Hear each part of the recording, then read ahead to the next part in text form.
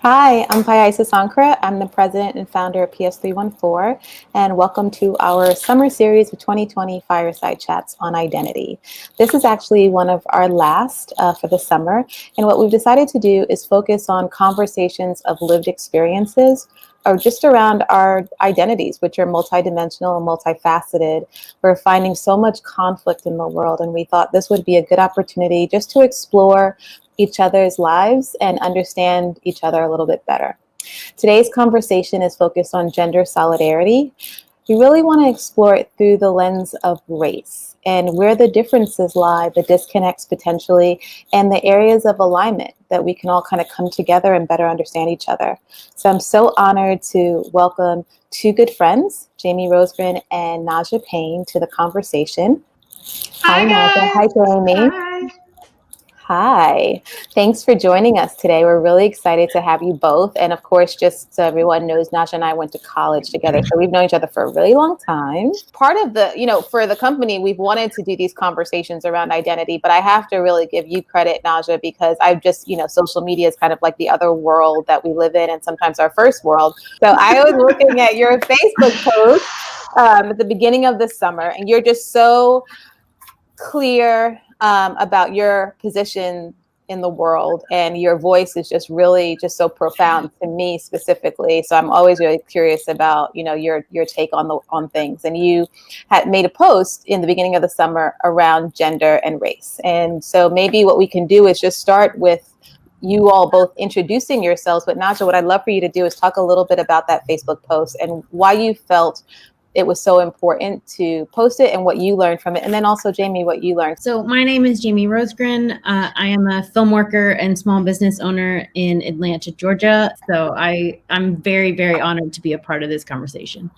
I'm Nadja Payne. I live in Atlanta. We both actually, Jamie and I both live in Atlanta. I'm a New York native. And I basically, the way the post came about is I have a 14-year-old daughter. She's very precocious. My boyfriend, we're having a conversation. We talk a lot about race and gender, and we were having a conversation on white versus black and just the way girls are.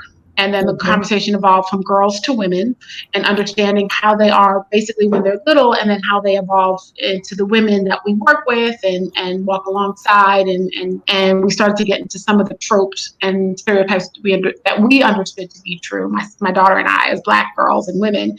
And my boyfriend was like, I don't think that's true.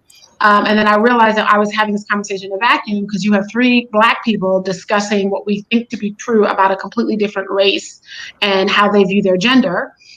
So I just put the question out there on Facebook, because I have friends like Jamie and others who are allies, and we have very open, honest, brutal conversations with each other about race and gender. And I was hoping that they, in that safe space, and I actually said it was a safe space in the post, which meant that no one else could come in and attack someone else's views, would be able to shed some light. And little did I know, I think 90 responses later, it became a very big conversation on gender tropes among racial lines, and then even geographical lines, as we started to discuss not only what white women and Black women, how they differ and what they were raised to believe about themselves and where they fit in the world, but then also how we fit in the world based on where we grew up, South versus the North, poor versus rich. And that was even more of a fractured space. So it was definitely eye-opening. It was really interesting. As I've mentioned to you guys before, like I was kind of caught in the middle of some of those tropes, but not like fully in one side or the other. And that's because I was raised in the South, but my mom raised me, and her family are Northerners. And so I had a mix of those two different styles coming at me as I was growing up. And so it was really interesting to see kind of the things that I had been taught and like how they relate to other Southern white women and other Northern white women. Okay, so let's be more specific. I'm really curious. What have you found to be false stereotypes about white women or true? I'm going to start with the Karen. Okay. Because that's the biggest one, but it is a trope about white women that is enforced and reinforced in them to start as demure, to start as subservient, to their male counterparts. And then from that point, if they can't get what they want, to use those men to get what they want. And a lot of white women don't realize that these behaviors have been kind of ingrained in our brains until you start to assert yourself and other people call you out for it. And call you names and kind of try to denigrate you back to your place. So is this a way for, and I know it's difficult to speak on behalf of the entirety of the race and gender, right? I don't think that that's anyone's responsibility, but just from your observations and then also your own personal experience, Jamie, would you say that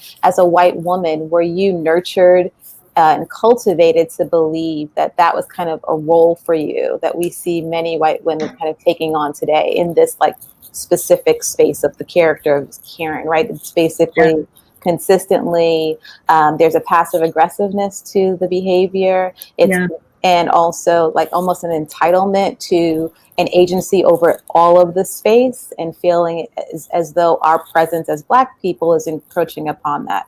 And so that's what I'm seeing, right? And so I'm just curious, from your experience, has that been something that you find you were raised to believe? I had to fight against the kind of Southern genteel, you sit and you wear a dress and you look pretty and you listen and you nod your head and you clean and you cook and you take care of. But then my mom and her family were like, no, forget about that. You don't have to do any of that. But there was this, like I've mentioned before, my grandmother on my mom's side would always say, suffer in silence. So it was like this whole thing where, yes, we had, things in our lives that were hard and frustrating, but you didn't talk about it to people. You just dealt with it internally. So it goes back to the seen, not heard thing that is pushed in more like Southern culture to me. It's just reinforced in a different way. But yeah, yes, you can have a job and yes, you can have a career as a white woman, but you also need to have a family. What is I'd love to go back a little bit just in terms of how you were both raised. And I think of it from the perspective of fight or flight. So I grew up in the Bronx. My neighborhood was working class when I grew up. Lower middle class, working class would be the best way to describe it. And my mom is West Indian. So there was a little bit of a disconnect. My neighborhood was wildly West Indian, but it was also Irish and Italian. When I was younger, it filtered out Irish and Italian as I got older by the time I got to high school. But my point is that there was a certain level of rough and tumble in my neighborhood that you just had to kind of adhere to. I was really taught for self-preservation, survival, which is something I know, Pi, you and I in different other conversations have talked about how survival mode still follows me at 45 years old. I'm successful, and I still kind of, that fear of not being able to survive is what drives a lot of my movements to this day. So, here I am 8, 9, 10, 11, 12 up through high school, survival, autonomy, having no safety net, socioeconomically, my mom made she made no money. So I learned how to fight physically, mentally, and emotionally. I learned how to fight. I always had to protect myself physically. It wasn't uncommon for fights to break out after school or to get threatened to get jumped or whatever the case may be. Emotionally, I learned how to guard my feelings. And then mentally, it made me, harder and stronger. But what it also does is it also put me on the defensive. So if it even smells like I am being taken advantage of, or it even smells like someone is out to harm me or mine in any way, shape, or form, real or perceived, mentally, I wind up going into what I call that pit bull demeanor. I'm not the first person to throw a punch, but you gonna look like you walked away from a fight. Kind of those things. I grew up poor, middle class, working class. I had a very tough mom. She and I did not get along through most of my teenage years. We fought a lot physically. And I ultimately was basically taught that I am, if not me, then no one. And now I'm grown and I've graduated from school and I've got degrees and I've got kids and I'm in a workplace setting, and the angry, aggressive Black woman trope is born. Right? Because you're fighting for your existence. You're fighting just to have a space. And so what does that mean in terms of vulnerability? I mean, does that even exist for you, or is that something that you've had to grow into? Oh, after a couple of years of therapy and some failed relationships, I learned vulnerability. I learned vulnerability did not equate weakness. I've had to learn, and I probably was in my 40s before I learned how to really vocalize it in a way where I could be vulnerable, but also still hold on to my power without feeling that one cannibalized the other. And so, and Jamie, how about you? Just in terms, you talked a little bit about the way in which you were raised. When you first started to connect with identity, was it through the lens of gender? Was it through the lens of race, socioeconomic, or was it a combination of a few of those? It was gender first. My mom was never, she never talked about things politically, but she would talk about things as they related to women's issues. But we didn't have conversations about race, and we didn't have conversations about, well, yes, you experience this as a white woman, but Black women experience it 10 times worse, or, you know, and I think that my mom she didn't take the time to think about it, much less talk to me about it. And I didn't start thinking about that stuff until well after college. Was there a particular situation that took place that introduced you to race? No, but like I said, I work in the film industry, and when I started working in the industry, and New York is a very diverse place, but the film industry up there was still very white. And so I would just look around me and go, well, and there were people of color in my departments who either were new into it. There were a very few who had been there for 10 or 15 years. And I would just hear stories about how, like, when they were the only person of color out of years and years of working. And so I think that's when I started to think about it. I went to college late, so I was probably late 20s, early 30s when I started to kind of see, not necessarily understand the intersection of it, but kind of see the intersection of gender and race.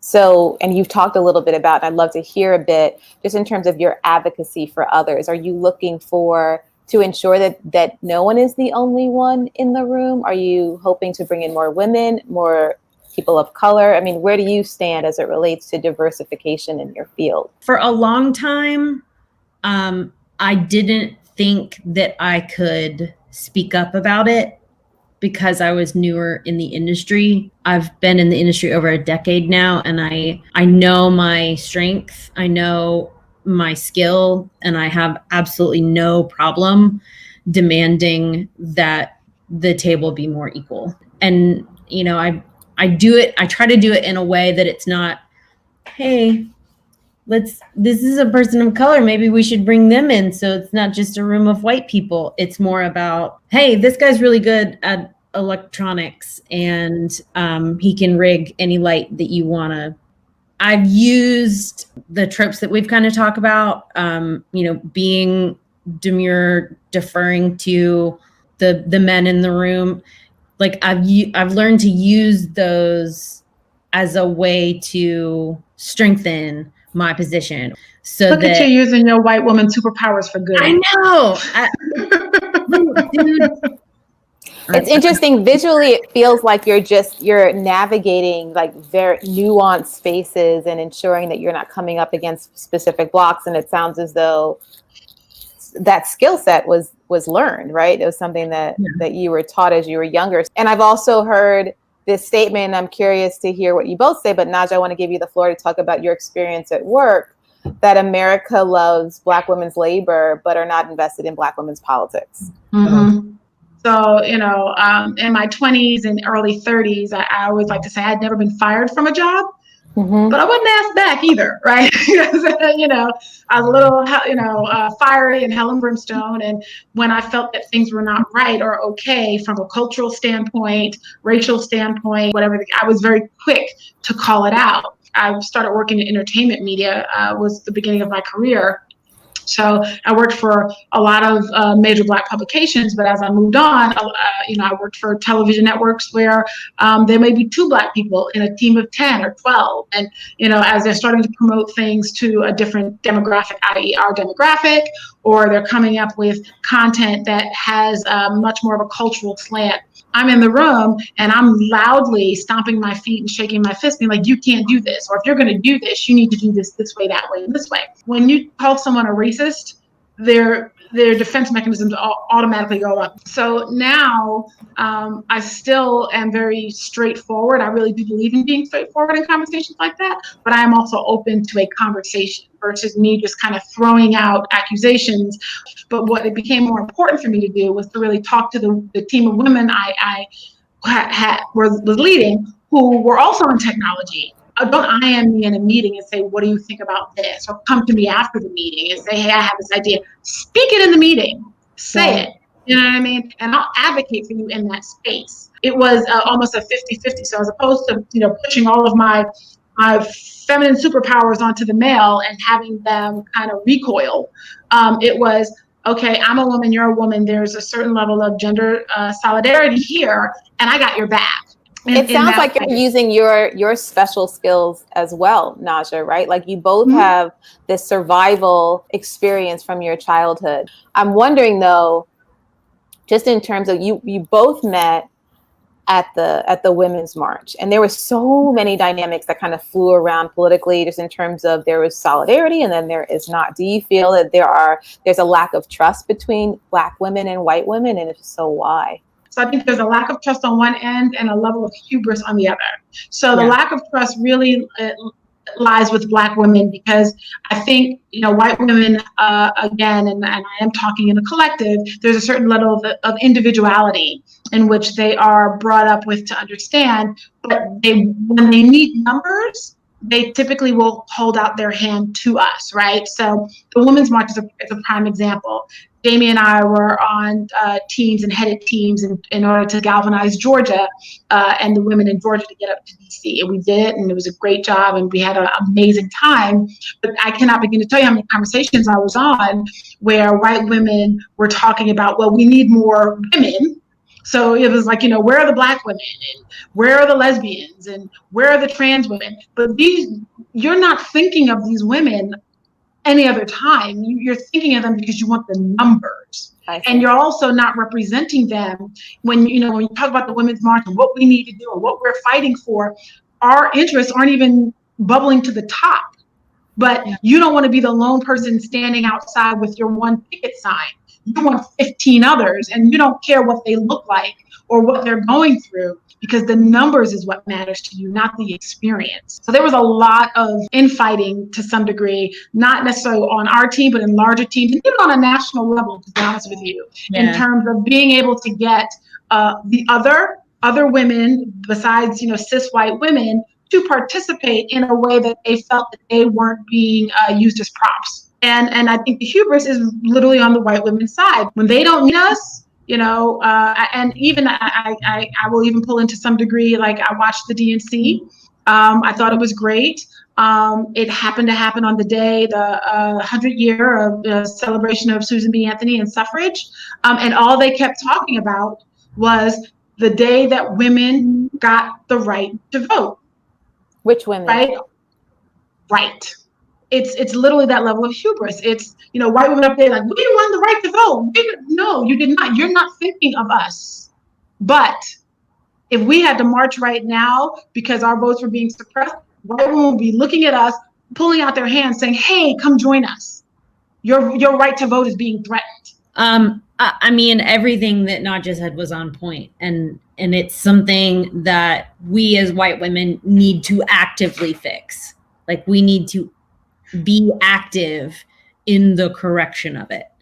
And a lot of white women don't see that and don't understand it. And it's a lot of conversations that I've had to say, okay, but if you want them to show up for you for this thing, then you need to be there for that thing. And you need to understand that it's like we were talking on your post, Nadja, the other day. Like when I explain to people, when I explain to white people what BLM means, white people are here. Everyone else is here. They just want to be here. Like they just want to be on the same level. They don't want more. They don't want to be higher. Black people and people of color just want to be on the same fucking level. And white women are raised on a me first mentality. You know, the saying, it takes a village. Mm-hmm. Like that's not a part of our vocabulary growing up, like in our psyche. I very much had to learn it here, and the village that I have here is amazing, and I love them, and I would never trade them for anything in the world.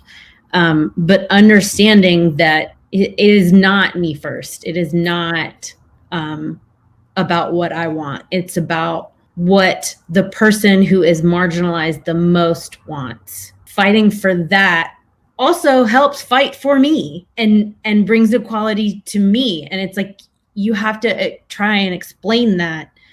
It's very difficult, but there's very much a expectation from white women that Black women will just be there because their labor has laid the groundwork for everything that we have. It's something that is taken for granted. Jamie, you sound so evolved in your understanding and there's the insight.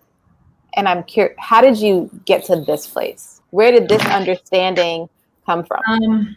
It came from having people like Nadja in my life who talked to me and made me sit in my uncomfortableness and made me realize that what I thought about things and how I thought about things was not helpful, but harmful. And I still get it wrong. Like I want to make that absolutely clear. A lot of conversations, just talking to people, Black women, talking to Hispanic women, talking to Native women. There's a lot that happens on social media. There's a lot of little cultural conversations and like small personal conversations. And I just read. It's almost easier to have big conversations on platforms with people you don't know very well. But those hard conversations, it's interesting to see the ripple effects of the racial uprising of 2020 and many friends and family members and colleagues and some who are of color and some who are not. Everyone knows who they have to talk to. What does that feel like? Have you both been in rooms and in relationship with people where those hard conversations have been presented to you and no judgment? Have you been able to navigate them or have you chosen to walk away and not take on the labor? You know, I got to be honest with you. 2020 is a hell of a year, right? Whereas in the past, I would run head first into any conversation around race and gender and not think twice about it. This year, if anything positive, and I use the word positive loosely, has come out of it. There's a level of exhaustion that exists where you have to kind of pick your battles, right? Yeah. You know what I mean? Like between fighting for race, gender, and just getting people to wear a damn mask, you know, at some point, it really does become, which fight do I want to pick today? Because even, you know, and I will say this, even the COVID conversation has now been drawn along party and racial lines. My conversations with people are more work friends. It's a weird dynamic that I have to navigate because these people will also help or hinder me getting hired. A conversation I just had, and she and I, like, I know that we're on opposite ends of the spectrum and we always try and have at least a respectful dialogue back and forth. But she started talking about BLM and she started talking about all the anger in the world, started talking about how, you know, in Martin Luther King, they had their nice Sunday best on and they had their pamphlets with information and they were very respectful and blah, blah, blah. And I said to her, I said, and how long has it been since that time? And how much has changed? You have to understand that the core injustices that he was fighting still exist. Can you not understand how people, especially Black people, would still be angry, if not angrier? So we had a little bit more back and forth.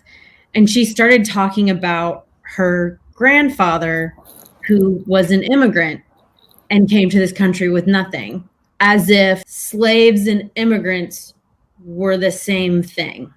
I was so baffled in the moment. So I have definitely had conversations where I'm just like, I can only press it so far. And anyone who knows me knows that I do not keep my mouth shut. That was one of those conversations where I didn't know what to say to her because I was so baffled by that viewpoint. Now, in 2020 in particular, so much has become is being revealed about people's true belief systems and what equality means, or whether it's valued or not, and really just, I think also the definition of it, right? Because as you mentioned, as we talked a little bit about, there's certainly a women's movement for equality and equity in the country, and there's a fight for that. And then if we reference, well, we're celebrating the time where we were allowed to vote, but not taking into consideration that there have been levels to it. Also feels as though there's a lack of understanding that it requires everyone's history for us to move into a powerful future.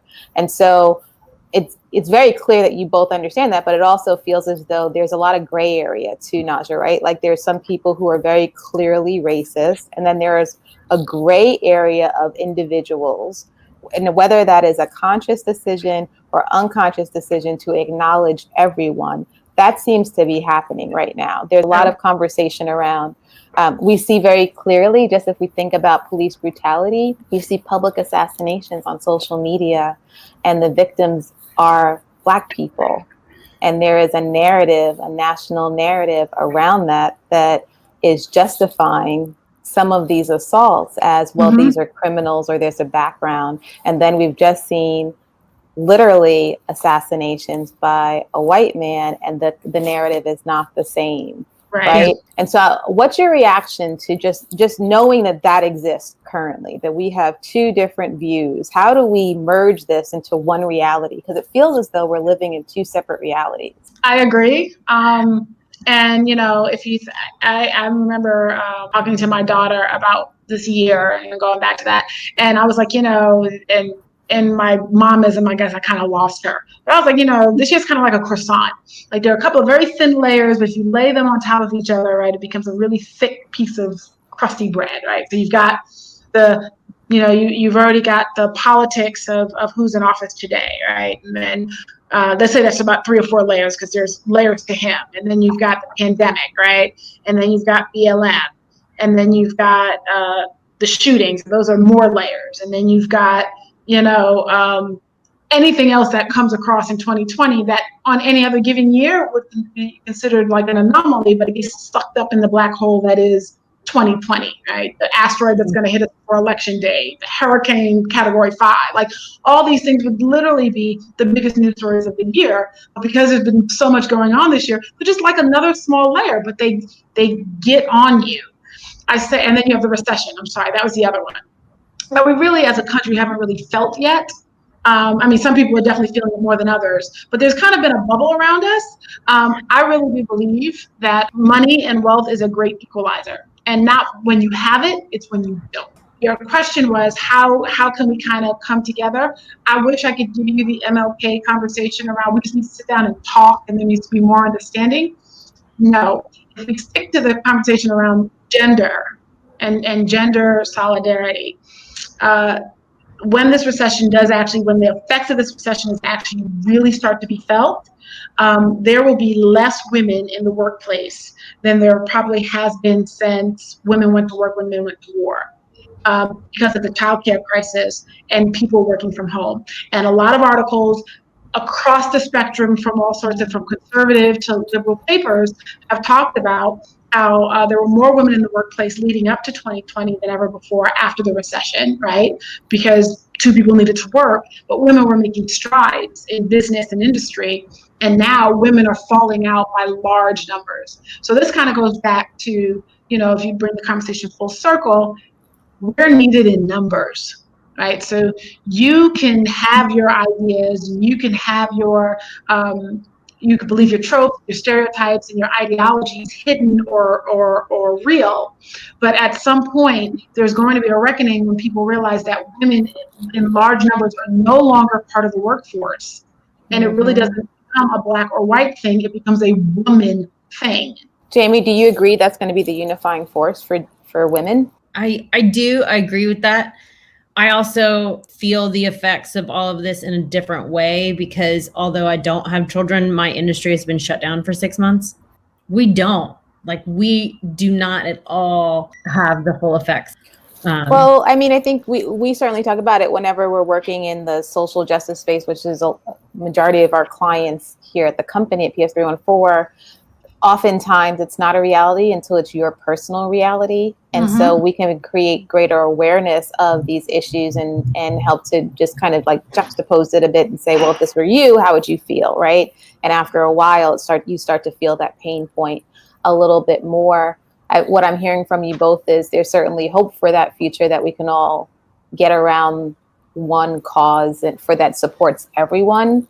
But it should not require maybe Black women's labor to make that happen at this point because of the exhaustion. And then maybe part of the process for us to move forward is to equalize the labor, right? That instead of using your voice to ignite Nadja, it's your voice to ignite Jamie, and maybe it's time for you to nuance Nadja. And I'm speaking from the perspective of what you represent, right? If we're acknowledging the fact that it has been unequal in terms of the fight and the labor that's been required. And so now, can spread it out a bit.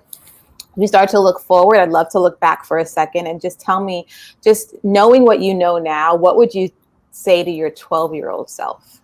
What advice would you give about the world? I didn't even have a voice at 12.